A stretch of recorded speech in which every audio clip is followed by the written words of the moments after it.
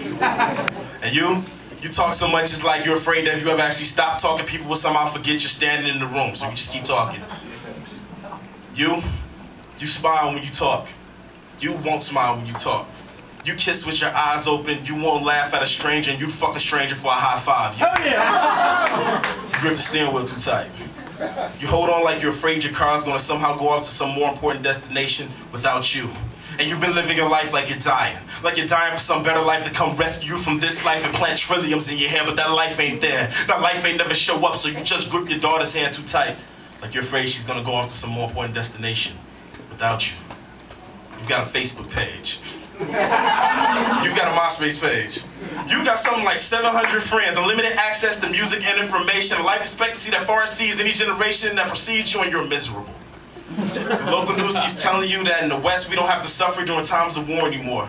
And your leaders told you the best thing you can do is just keep living like you've been living, but your doctor didn't he prescribe you Ambien to help you sleep? What's keeping you up? What's keeping you in touch with the edge? What's got you peeking through the blinds again? You felt it, didn't you? Did it.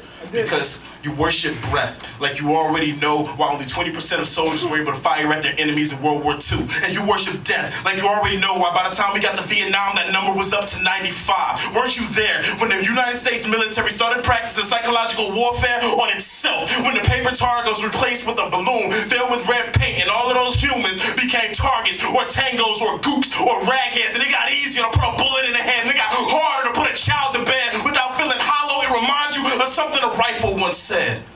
Click, click, click. I'm empty.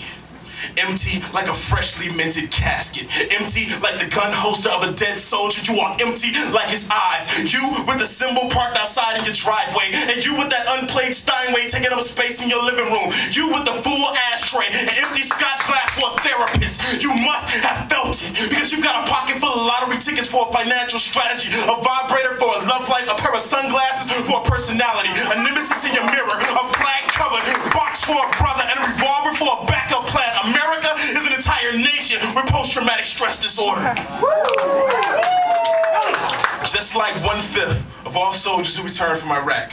Just like James Jenkins, who joined the more than 6,000 veterans who every year look at the service sidearm and see a cure. And when his world went gun barrel black, the kickback was gentle.